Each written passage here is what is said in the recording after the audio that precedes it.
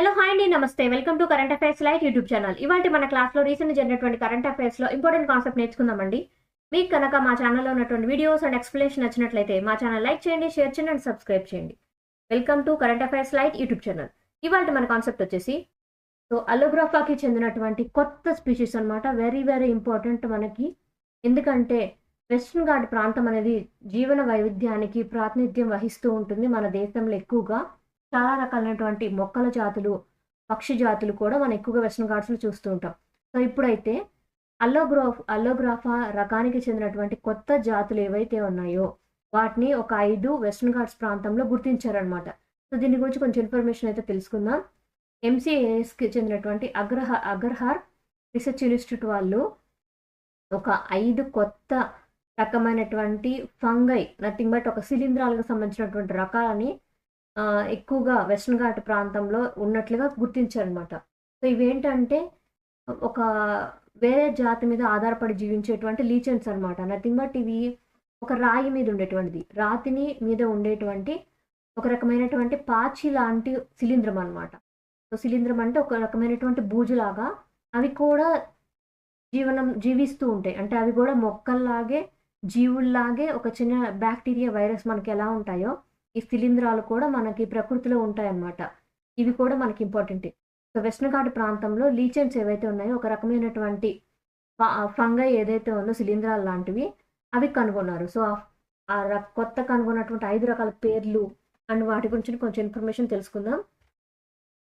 So, ఇవన్నీ కూడా వాటి యొక్క ఇమేజెస్ అన్నమాట. ఇవన్నీ ఏంటంటే రాళ్ళ మీద ఉంటాయి. సో, అక్కడ ఉన్నటువంటి చెట్ల మీద లేదా రాళ్ళ మీద పెరిగేటువంటి ఒక రకమైనటువంటి నాచు తోటి వాటి యొక్క జీవనం అనేది ఈ శిలీంధ్రాలు బతుకుతూ ఉంటాయన్నమాట. సో, ఇవి డిఫరెంట్ అక్కడ కొత్తగా కనిపించినటువంటి కొత్త రకమైనటువంటి అల్లోగ్రాఫా రకానికి చెందినటువంటి శిలీంధ్రాలు. అండ్ ఇక్కడ అల్లోగ్రాఫా అని చెప్పాం కదా, వాటిలో కొత్త రకాలు ఏవైతే ఉన్నాయో అల్లోగ్రాఫా కేరళెన్సిస్ ఇవి వచ్చేసి కేరళ రాష్ట్రంలో ఎక్కువ కనిపిస్తుంటాయి. బట్ ఇప్పుడైతే ఇక్కడ కూడా కనిపించాయి అన్నమాట వెస్ట్రన్ ఘాట్ ప్రాంతంలో. అండ్ అల్లోగ్రాఫా నాయకే, అండ్ ఇదేంటంటే సంజీవ నాయక్ అనేటువంటి ఇండియన్ లిచనిస్ట్ యొక్క పేరు మీదుగా అల్లోగ్రాఫా నాయక్ అనేటువంటి పేరుతో పెట్టడం జరిగింది. అల్లోగ్రాఫా పారకన్సుంగేనియా. సో, అల్లోగ్రాఫా అనేది వాటి జాతి అనమాట. అన్నిటికీ ముందు అల్లోగ్రాఫా అనేది కంపల్సరీగా ఉంటుంది. అల్లోగ్రాఫా పారాకాన్సాంగ్యునియా, అల్లోగ్రాఫా పెర్సింట్యూనియన్ స్పెర్సా, అల్లోగ్రాఫా సెమీకార్బోనిసాటా, అల్లోగ్రాఫా సెమీకార్బోనిసాటా. సో, ఇవన్నీ కూడా 5 రకాలైనటువంటి శిలీంధ్రాలు ఏవైతే ఉన్నాయో వాటిని మన వెస్ట్రన్ ఘాట్ ప్రాంతంలో కనుగొనడం జరిగింది. సో, దీని గురించి ఇన్ఫర్మేషన్ ఏంటంటే ఈ కొత్త రకమైనటువంటి ఇవి జాతి, నథింగ్ బట్ వాటి యొక్క విభాగం ఏంటి అంటే అవి దేనికి చెందినటువంటి కుటుంబానికి చెందినటువంటిది అనమాట. సో, వాటి జీనస్ క్యారెక్టరిస్టిక్స్ వచ్చేసి ఇది గ్రాఫైడేకే ఫ్యామిలీకి చెందినటువంటిది అనమాట. ఇవి స్క్రిప్ట్ లీచెన్స్, నథింగ్ బట్ ఇవి రాళ్ళ మీద, చెట్ల యొక్క బెరడుల దగ్గర వాటిని ఆనుకొని వాటి మీద పెరుగుతూ ఉంటాయి ఈ ప్రత్యేకమైనటువంటి శిలీంధ్రాలు అనేవి.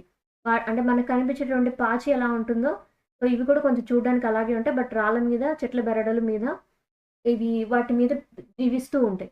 సొంతంగా మనుగడ సాధించేటువంటివి కాదు, ఇవి లీచెన్స్ లాగా అనమాట. అండ్ దాంతోపాటు ఇప్పుడు వరకు అయితే గ్లోబల్లీ 200 రకాలైనటువంటివి ఈ గ్రాఫిసైడే అనేటువంటి జాతికి, కుటుంబానికి చెందినటువంటివి కనుగొనడం జరిగింది.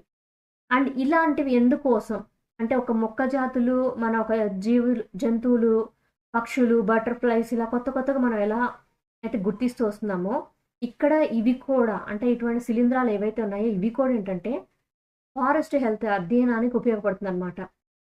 అక్కడ ఉన్నటువంటి ఎన్విరాన్మెంట్ క్వాలిటీ ఏ విధంగా ఉంది అనేటువంటిది అధ్యయనం చేయడానికి. అండ్ ఇవేంటంటే ఇటువంటివి అక్కడ ఉన్నటువంటి పొల్యూషన్‌ని ఇండికేటర్‌గా కూడా మనకు ఉపయోగపడతాయి. ఆ ప్రాంతంలో గనక పొల్యూషన్ ఎక్కువగా ఉంటుంది అంటే అవి ఎక్కువగా సెన్సిటివ్‌గా ఉంటాయి కాబట్టి చాలా త్వరగా వాటికి ఎఫెక్ట్ అవుతాయి. సో, వాటి యొక్క మనుగడ బాగుంది అంటే అక్కడ పొల్యూషన్ తక్కువగా ఉంది, అక్కడ ఎక్కువ జీవులు మనుగడ సాగించడానికి వీలవుతుంది. లేదా అక్కడ పొల్యూషన్ తక్కువగా ఉందంటే ఎక్కువ బతుకుతాయి.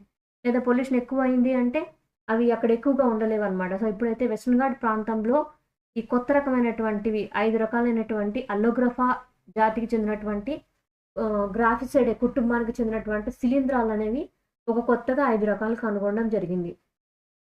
సో, సైంటిఫిక్ మెథడాలజీ పరంగా అయితే సో ఇవేంటంటే ఎటువంటివి మాలిక్యులర్ పాలినోజెనెటిక్స్ అని అంటాము. ఫైలోజెనెటిక్స్ అంటాము. వాటితో కలిపి అంటే ఇవి ప్రకృతిలో మమేకమై జీవిస్తుంటాయి కదా! అవి ప్రకృతిలో ఉన్నప్పుడు అవి జీవించేటువంటి విధానాన్ని బట్టి ఆ ప్లేస్‌కి అడాప్ట్ అవుతున్నాయా లేదా? లేకపోతే కొత్త రకాలుగా మారుతూ ఉన్నాయా? సో అవి ఎక్కువగా విస్తరిస్తూ ఉన్నాయా?